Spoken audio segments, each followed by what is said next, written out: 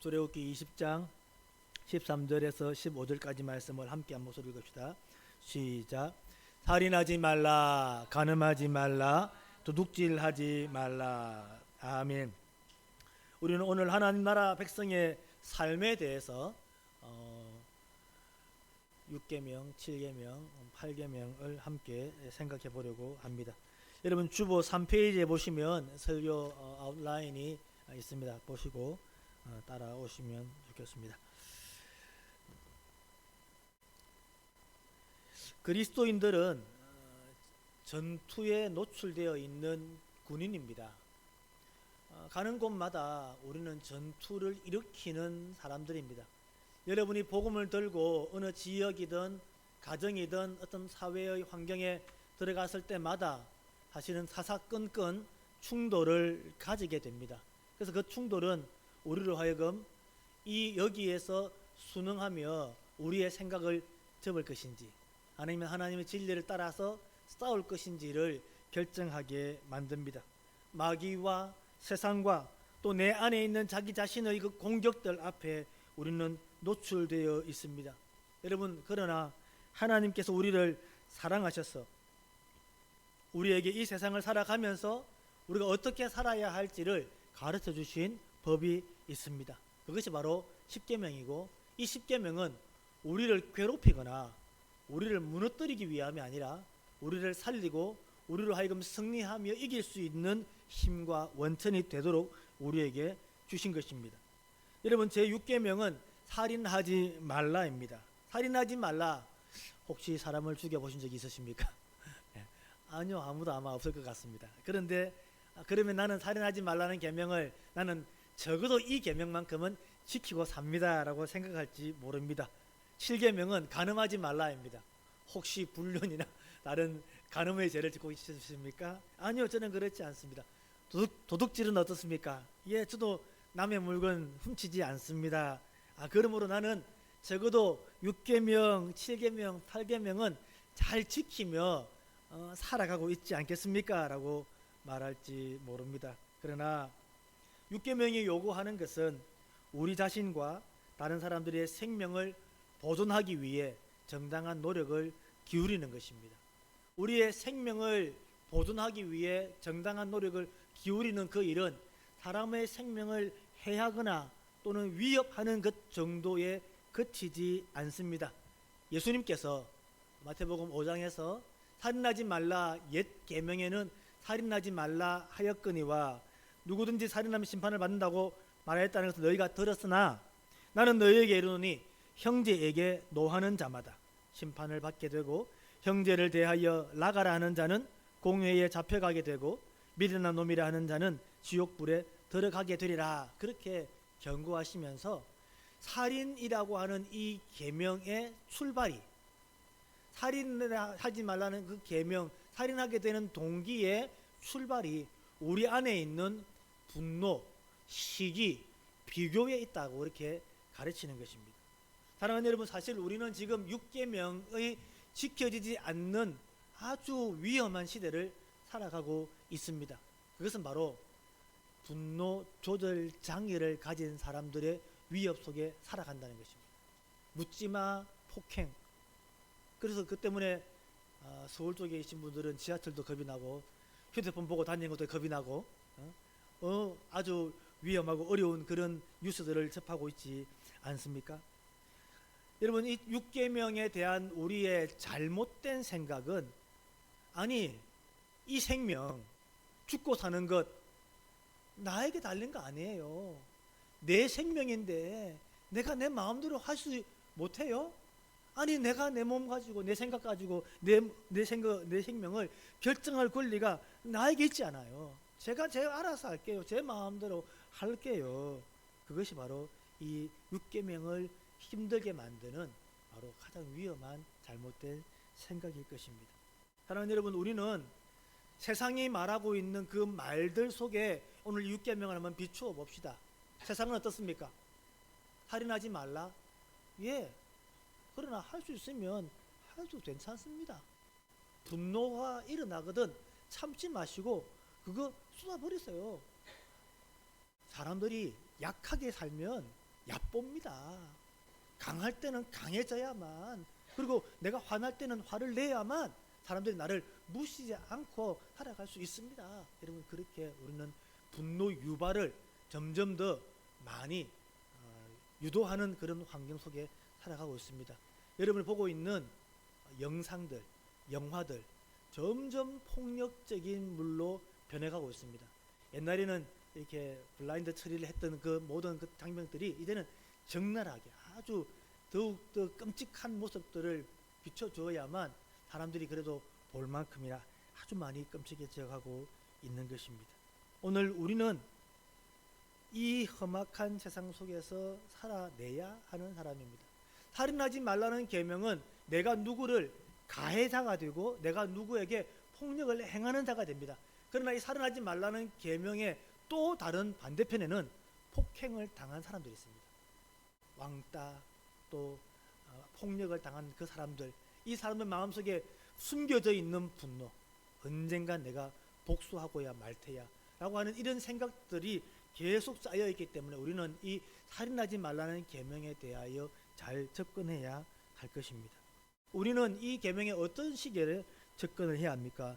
살인하지 말라, 때리면 맞아라, 그렇게 접근할 것이 아닙니다. 오히려 우리는 성경 말씀 앞에 이렇게 고백해야 될 것입니다. 갈라디아서 2장 20절 말씀 보시면, 내가 그리스도와 함께 십자가에 못 박혔나니 그런즉 이제는 내가 사는 것이 아니요 내 안에 그리스도께서 사신 것이다. 이제 내가 육체 가운데 사는 것은 나를 사랑하사 나를 위하여 자기 자신을 버리신 하나님의 아들을 믿는 믿음 안에서 사는 것이다 하는 것입니다. 우리는 태어날 때 부모로부터 한번 낳습니다. 그러나 우리가 예수 그리스도를 믿을 때에 그 우리의 모습은 죽었고 우리가 다시 살아난 존재라는 사실을 인정해야 합니다. 우리는 거듭난 사람이라는 사실을 고백해야 합니다. 그래서 그 거듭난 생명을 가지고 살아가는 우리는 이제는 더 이상 나는 나의 것이 아니라라고 그렇게 고백하는 것입니다. 그래서 나는 내 마음대로 살 수 없고 살지 않겠다라고 결단한 사람인 것입니다. 하나님은 우리에게 생명을 주셨습니다. 창세 전에 우리에게 창조 때의 생명을 주실 뿐 아니라 우리에게 영적인 생명을 주셔서 하나님의 뜻을 따라 순종할 수 있는 사람으로 우리를 다시 재창조하셨습니다. 우리가 하나님을 믿는다고 할 때 우리는 그저 육체적인 생명, 태어난 생명에 대한 가치 때문에 살인하지 말라는 계명을 지키는 것이 아니라 우리가 새 생명으로 탄생한 하나님의 백성들이기 때문에 생명을 주신 하나님을 인정하는 하나님과의 관계 때문에 우리가 이 생명을 소중하게 여기고 다른 사람의 생명을 돌봐야 할 것입니다. 성경은 자주 미워하지 말라, 노하지 말라, 미련한 놈이라 하지 말라 그렇게 말씀하고 있습니다. 여러분 성경 한번 찾아봅시다. 요한 1서 3장 15절 말씀입니다. 요한 1서 3장 15절 말씀은 예수님의 말씀을 요한이 다시 한번 육계명과 연결시킨 말씀이 되겠습니다. 요한 1서 3장 15절 말씀. 예. 함께 볼까요? 앞에 자막하겠습니다. 시작. 그 형제를 미워하는 자마다 살인하는 자니 살인하는 자마다 영생이 그 속에 거하지 아니하는 것을 너희가 아는 바라. 아멘. 아까 나가하는 자, 미워하는 자 하나님께서 죄업하지 않겠다 그렇게 하셨지만 요한은 형제를 미워하는 자마다 살인하는 자다라고 그렇게 주님의 말씀을 정리하고 있습니다. 사랑하는 성도 여러분, 그렇다면 우리는 어떤 식의 구호들 또는 결단들이 좀 필요할 거라고 생각합니다. 그래서 살인하지 말라는 계명, 간음하지 말라는 계명, 도둑질하지 말라는 계명의 그 머리 글자를 따가지고 한번 만들어봤습니다. 그래서 결단은 내 살인하지 말라 내 마음대로 살지 않겠습니다. 그렇게 한번 이어봤습니다. 한번 할까요? 내 마음대로 살지 않겠습니다. 네, 다시 한번 내 마음대로 살지 않겠습니다. 왜냐하면 나는 나의 것이 아니기 때문에 그렇죠. 나는 예수 그리스도로 말미암아 이전에는 죽었고 다시 살아났기 때문에 그렇죠. 그래서 내 마음대로 살지 않겠다고 그렇게 고백하는 것입니다. 두 번째로 우리는 몸에 대한 이야기를 합니다. 간음하지 말라입니다. 간음하지 말라는 이 계명은 여러분 이 성경이 기록될 때가 지금으로부터 약 2000년 전입니다. 예수님 당시 그리고 출애굽기가 나올 때 같으면 적어도 3000년 이집트의 그 문화 속에서 애굽에서 나온 사람들 때에 주님께서 하나님께서 하셨던 말씀입니다. 애굽 시대와 로마 시대는 성적으로 어마어마한 타락이 있는 시대였습니다. 그러니까 그 당시에는 성을 위한 노예들이 아예 공식적으로 있었던 시대입니다. 그러므로 성적인 문란과 성적인 이런 일들은 너무나 자연스럽게 특히 가진 자들, 능력 있는 자들의 즐거움의 대상이었습니다. 그래서 우리처럼 이렇게 살아가는 게 아니라 아주 강력한 성적인 힘이 지배하고 있는 그 당시에 하나님께서는 간음하지 말라라고 하는 계명을 주시는 것이죠. 여러분 아시다시피 고대 사회의 여성의 지위라든지 여성의 인격이 무시되었다는 사실을 여러분 알고 있지 않습니까? 그래서 그 여성을 취하는 남자들의 태도는 성적인 어떤 쾌락을 위한 도구로 많이 또는 생산의 도구로 그렇게 많이 생각했다는 그런 끔찍한 시대에 성경은 간음하지 말라. 간음하지 말라. 여자를 보고 음욕을 품는 자마다 이미 간음하였느니라. 이런 아주 수준 높은 그런 명령을 말씀을 우리에게 주고 계신 것입니다. 여러분 성적인 폭력 또는 쾌락을 위한 무분별한 성의 사용, 요즘 젠더 문제 이런 것들이 지금 이 시대에 있는 이 7계명과 관련되어 있는 상황들입니다. 역사가 증명해주고 있는 것 중에 하나는 뭐냐면 성적인 타락이 짙어지고 이것이 깊어질 때 그 제국이든 그 국가는 타락하고 멸망하더라는 것입니다. 무너지게 되는 가장 큰 이유가 바로 이 성의 문란이었다는 사실입니다. 로마가 그랬고요. 중세 시대가 무너지는 중세 기독교가 무너지는 것도 바로 성직자들의 성적 타락이었다라고 하는 사실을 보는 것입니다. 그런데 이 몸 간음하지 말라는 계명이 지키고자 하는 것은 그러면 그 우리 몸에 있는 순결이 아니라 바로 결혼이라고 하는 하나님이 세우신 기관을 보호하는 것입니다. 결혼, 가정을 지키기 위한 하나님의 계획은 간음하지 말라라고 하는 그런 방법이었다는 사실입니다. 여러분 지금은 우리에게 아주 잘못된 생각들을 많이 가지고 있습니다. 우리의 몸을 어떻게 생각하냐면 자기를 자랑하기 위한 몸으로 사용하는 것입니다. 우리 청년들이 보니까 아주 몸이 좋네요. 운동도 많이 하고 헬스도 하시고 우리 자매님들도 이제 아주 아름다운 몸매를 만들려고 많이 청년들이 애를 쓰고 있잖아요. 그래서 헬스장에 가서 자기의 몸 가꾸고 그다음에 바디 프로필을 찍어가지고 이렇게 탁 공개하고 자신을 자랑하기 위한 그런 모습들, 성형하는 중독에 있는 사람들 이런 모습들이 내 몸을 가지고 자기의 자랑거리로 만들려고 자기의 경쟁력을 키우는 것으로 사용하려고 우리의 몸을 자꾸만 그렇게 만들어가는 것입니다. 요즘 아이돌 가수들을 보면 이제 50대인 목사님은 전혀 구분하지 못합니다. 저 사람과 저 사람이 어떻게 다른지를 구분해내지 못할 만큼 비슷비슷한 그래서 의사 선생님의 그 힘에 의해 가지고 많이 닮아가고 있지 않는가 생각도 합니다. 잘못된 생각 가운데 몸에 대한 잘못된 생각 가운데 하나는 뭐냐면 자랑을 위한 몸에서 한 단계 더 나가가지고 쾌락을 위한 몸으로 바꾸고 있다는 것입니다.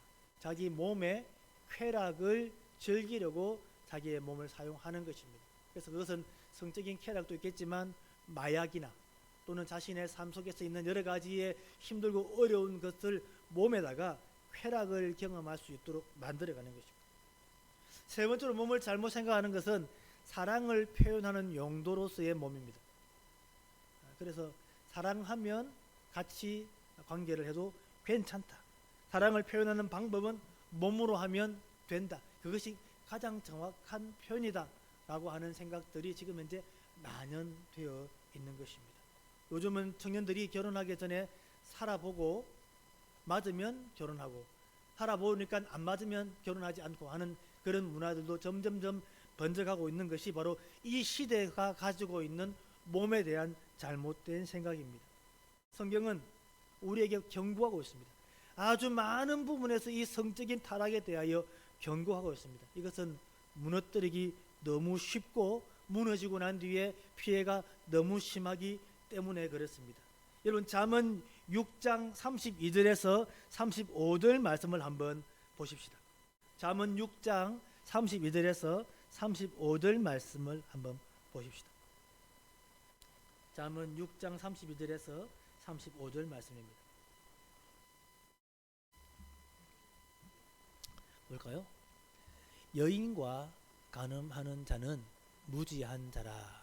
이것을 행하는 자는 자기의 영혼을 망하게 하며 성함과 능욕을 받고 부끄러움을 씻을 수 없게 되나니, 남편이 투기로 분노하여 원수 갚는 날에 용서하지 아니하고 어떤 보상도 받지 아니하며 많은 선물을 줄지라도 듣지 아니하리라.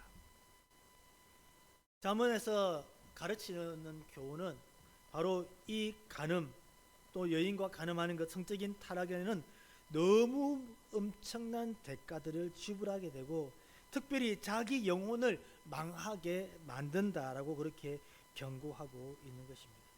여러분, 이 몸에 대한 우리의 올바른 생각은 무엇입니까? 이 몸은 하나님이 주신 몸이라는 것입니다. 우리의 몸은 내 몸이 아니라 하나님이 우리에게 주신 몸이라는 것입니다. 여러분, 그래서 몸을 가지고 비교하지 마십시오.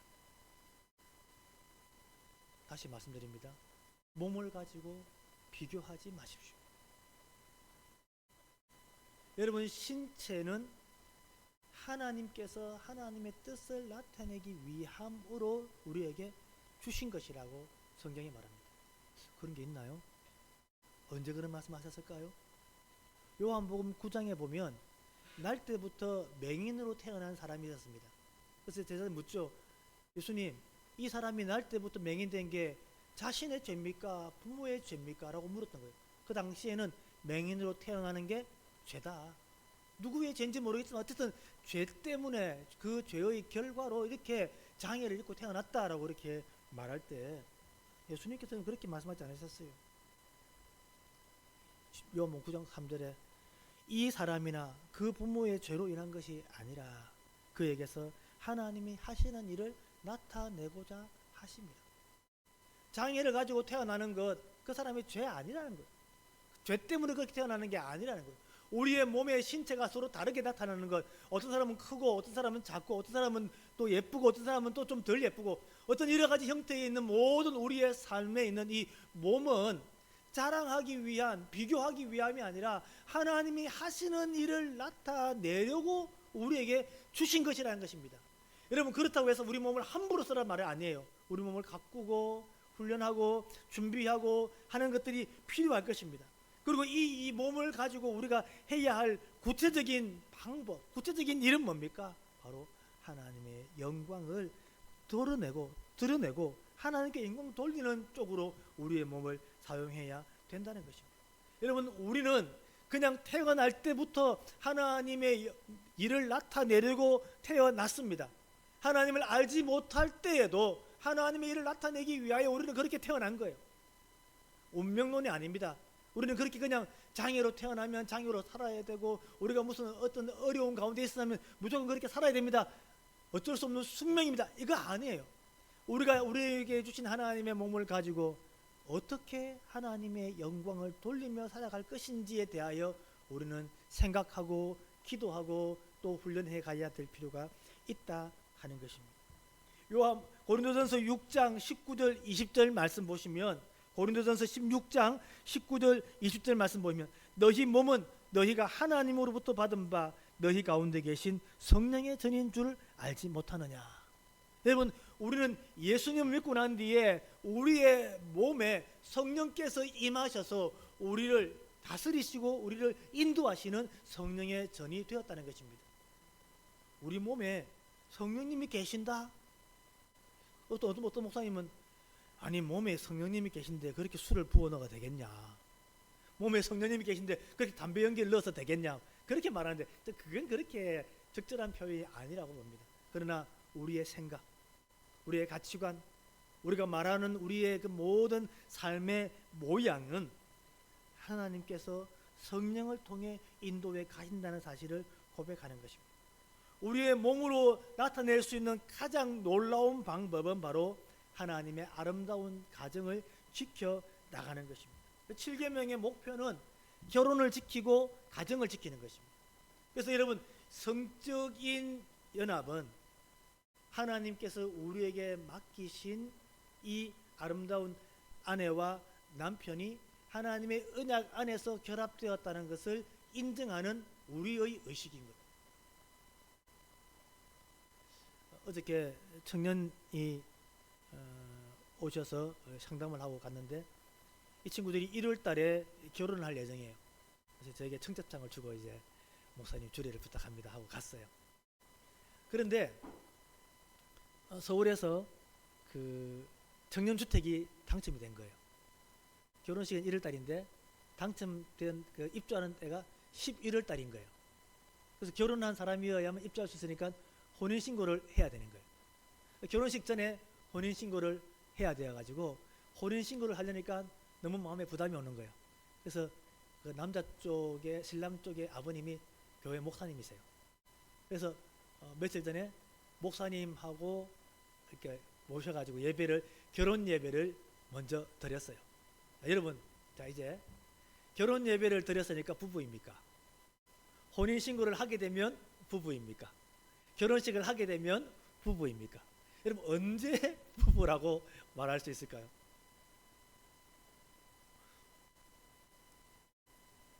언제 부부라고 말할 수 있을까요? 사람마다 뭐 여러 가지가 돼요. 당연히 결혼식 때가 결혼 아니겠어.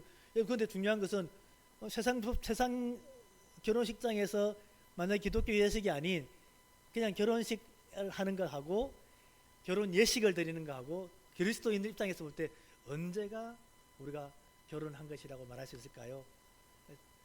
그걸 떠나가지고 저는 그러면 언제 부부가 서로 만남을 할 수 있을까요? 한다면 저는 결혼식을 모든 것을 다 완성하고 난 뒤에 확인하는 그런 사랑의 시간으로 가지는 것이 가장 아름답고 좋지 않겠나 하는 생각을 해봅니다. 이것은 성경적인 내용은 아닐 수 있습니다. 그러나 분명한 사실은 우리에게 있는 성은 어떻게 사용되어져야 하는가?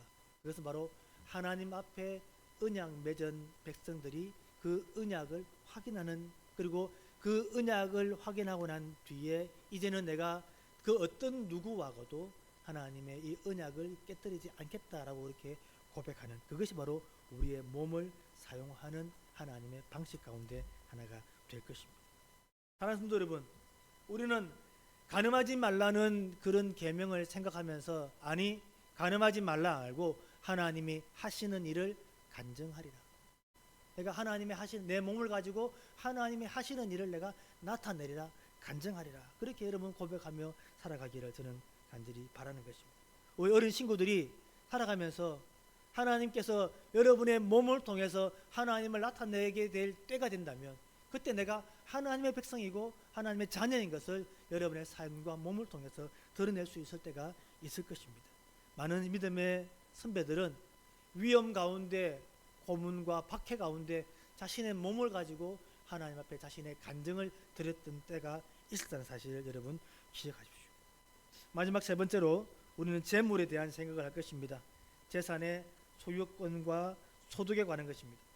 도둑질하지 말라. 다른 사람의 재산과 다른 사람의 소유를 인정하고 빼앗지 말라라고 이렇게 말할 수 있을 것입니다. 이런 문제의 핵심은 소유권과 나의 재산입니다. 이 재산 누구 거냐는 거죠. 내가 지금 모아서 내가 일하고 내가 정말로 고생해서 모은 이 나의 재산, 이게 누구 것이냐라고 하는 소유권인 것입니다. 여러분, 여러분의 재산 누구 겁니까? 내 겁니까? 주님의 것입니까? 자칫 잘못하면 주님의 것이라고 말하면 다 뺏어갈까 싶어가지고 내 것이라고 할까요? 아니요. 여러분, 재산과 관련된, 소유권과 관련되어 있는 우리의 잘못된 생각은 뭐냐면, 내가 가지고 있는 내 통장에 있는 이 돈 내가 마음대로 쓸 수 있어. 이 돈 내가 마음대로 쓸 거야. 이 돈 내가 마음대로 쓰는 게 뭐가 문제야? 라는 생각입니다. 하나님의 백성들은 우리에게 하나님이 주셔서 내가 누리게 되었다는 사실을 고백하는 것입니다. 잘못된 생각은 돈이면 다 된다는 것입니다. 돈 많은 게 잘 사는 거라는 거예요. 아, 너 참 잘 산다. 그 집 참 잘 산다. 돈이 많은 것을 보고 잘 산다라고 말하는 게 우리 언어가 갖고 있는 형태입니다. 돈 많으면 잘 사는 거 아니에요. 제대로 살아야 잘 사는 게 됩니다. 돈 문제에서 해방되기를 바라는 청년들이 많습니다. 빨리 30대에 경제적 독립을 이룰 것이다. 그래서 어떻게 하면 50대가 되면 세계를 누리며 편안하게 여행하며 살 것인가를 꿈꾸는 그런 사람도 있을지 모릅니다. 돈이 많으면 행복을 보장해 줄 것이다. 그러다 보니까 그 생각이 많으면 많을수록 더 행복해질 줄 알고 탐욕의 늪에 계속 빠져가는 것입니다. 교회도 이 탐욕의 늪에서 빠져나오지 못할 때도 있습니다. 점점 더 많이 가지고 점점 더 풍요로워지면 우리가 더 많은 일을 할 수 있을 것이다 생각할지 몰라도 중요한 사실은 이 모든 재물을 적을 때부터 하나님의 뜻 가운데 사용할 수 있는 일들로 채워져야 하는 것입니다.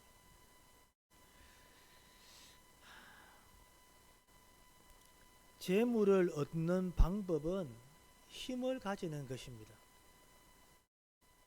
세상의 사람들이 가지고 있는 강대국이 누리고 있는 방법도 그렇고 독과점 기업이 가지고 있는 방법도 그렇고 또 폭력을 행하는 폭력배들이 가지고 있는 방법도 힘이 있으면 재물을 더 많이 얻을 수 있다라고 생각하는 것입니다. 그래서 힘을 가지기로 하고 재물을 가지려고 하는 것입니다. 사랑하는 여러분, 우리는 우리의 모든 삶이 하나님께서 주신 것으로 받아 누리고 있다는 사실을 인정해야 합니다. 그것이 바로 우리가 하나님의 백성으로 살아가는 방식입니다. 우리는 재물 때문에, 물질 때문에, 소유권 때문에 하나님을 겸하여 섬길 수 없고 하나님을 포기할 때가 종종 있습니다. 돈 때문에 하나님을 포기할 때가 종종 있단 말입니다. 그러나 우리의 삶에서 중요한 것은 돈이 아니라 하나님이라는 신앙 고백이 필요할 것입니다. 베드로전서 3장 7절에서부터 9절까지 말씀, 8절 9절 말씀 한번 보십시다. 베드로전서 3장 8절 9절 말씀입니다. 마지막으로 말하노니 너희가 다 마음을 같이하여 동정하며 형제를 사랑하며 불쌍히 여기며 겸손하며 악을 악으로 욕을 욕으로 갚지 말고 도리어 복을 빌라. 이를 위하여 너희가 부르심을 받았으니 이는 복을 이어받게 하려 하심이라. 세상의 방식은 악을 악으로 욕을 욕으로 갚는 것입니다. 악을 악으로 갚고 욕을 욕으로 갚아야 우리는 손해보지 않고 재물을 얻을 수 있다라고 이렇게 생각합니다. 성경은 오히려 도리어 복을 빌라라고 우리에게 가르치고 있습니다. 악을 악으로 갚지 말고 욕을 욕으로 갚지 말고 도리어 복을 빌라. 이를 위하여 너희가 부르심을 받았으니 이는 복을 이어받게 하려 하시며. 도둑질 하지 말라. 도둑질 하지 말라. 도리어 복을 빌라. 성경 말씀으로 함께 이 말씀을 생각해 보려고 합니다. 말씀을 정리합니다. 내 것이라고 생각하는 내 생명, 내 것이라고 생각하는 내 몸, 내 것이라고 생각하는 내 재산, 재물, 사실은 모두 하나님 나라의 왕이신 하나님께 속한 것입니다. 우리가 선물로 받은 것뿐입니다. 하나님이 하시는 일을 나타내시려고 우리에게 주신 것입니다. 여러분, 그 사실을 인정하고 고백하고 살아내는 것입니다. 너희 고린도전서 3장 23절 말씀에 너희는 그리스도의 것이요 그리스도는 하나님의 것이니라. 여러분에게 물어봅니다. 여러분은 기독교인이십니까? 여러분 종교란에 기독교라고 표시하시죠? 종교가 무엇입니까? 여러분 스스로에게 나는 그리스도인이라고 여러분 고백하십니까? 예, 저 그렇습니다. 그런데 어떤 설문조사에서 물었어요. 자기 자신을 그리스도인이라고 고백하는 사람에게 물었어요. 당신은 그리스도인입니까? 예, 그리스도인입니다. 그러면 몇 가지 물어보겠습니다. 당신은 예수님이 처녀의 몸에서 태어났다는 사실을 인정합니까? 미국에 있는 그리스도인이라고 말하는 사람 중에 10%만이 예, 인정합니다라고 말해요. 과학자들 가운데. 여러분은 예수님이 죽은 자 가운데서 다시 살아났다는 사실을 인정합니까? 믿습니까? 확실합니까? 믿습니까? 라고 물었더니 모르겠다는 거예요. 기독교인이라고 체크하는데. 오늘 우리가 교회에 나와서 예배드리고 우리가 우리의 정체성을 기독교인이라고 말하고 저는 교회 다니는 사람입니다라고 말하는 우리의 그 고백은 어디서 증명이 되냐면 나의 생명, 나의 몸, 나의 재산, 나의 소유 누구 것이냐 라고 물었을 때 이거 하나님의 것입니다. 이거 내 것 아닙니다. 하나님이 내게 맡기셨고 그거 가지고 하나님의 영광을 위하여 쓰고 하나님 나라를 위하여 쓰도록 우리에게 맡기신 것입니다. 우리는 그걸 가지고 청지기로서 감당해 가야 할 것입니다 라고 고백하는 것입니다. 살아서나 죽어서나 살아있을 때뿐 아니라 죽어서도 우리 삶의 유일한 위로가 뭔지 아십니까? 우리의 삶의 가장 유일한 위로가 무엇입니까? 살아서나 죽어서나 나의 몸도 영혼도 나의 것이 아니라 나의 신실한 구주 예수 그리스도의 것입니다 라고 고백하는 것입니다. 이게 하이델베르그 제1문에 나오는 문과 답입니다. 나는 나의 것이 아니라 나의 몸도 영혼도 나의 신실한 구주 예수 그리스도의 것입니다 라고 고백하며 살아가는 삶, 그것이 하나님 나라 백성의 삶입니다. 그것이 여러분이 하나님 나라의 백성이라면 살아가야 할 길입니다. 오늘 성경은 그것을 우리에게 명령하고 있고 우리는 그 말씀을 받는 것입니다. 하나님께 주신 생명을 잘 유지하고 동시에 하나님의 형상대로 지음받은 타인의 생명도 지켜주어야 합니다. 내 이익을 위하여 훼손하지 말아야 합니다. 하나님의 전으로서의 내 몸도 정결을 지켜내고 성령의 인도하심을 받아야 하는 것입니다. 모든 재물, 모든 재화가 하나님의 선물인 것을 알고 하나님께 드리는 심령으로 이웃을 향하여 세상을 향하여 사람들을 향하여 사용하고 공개하는 일에 연보하는 일에 우리의 삶을 드릴 때 우리가 하나님 나라의 백성으로 살아가게 됩니다. 이것이 우리에게 복이 되고 이것이 우리에게 하나님의 은혜의 통로가 된다는 사실을 성경이 가르쳐주고 있는 것입니다. 사랑하는 성도 여러분, 이 말씀이 여러분의 삶에 복이 되기를 주님의 이름으로 축원합니다. 아멘. 기도합시다.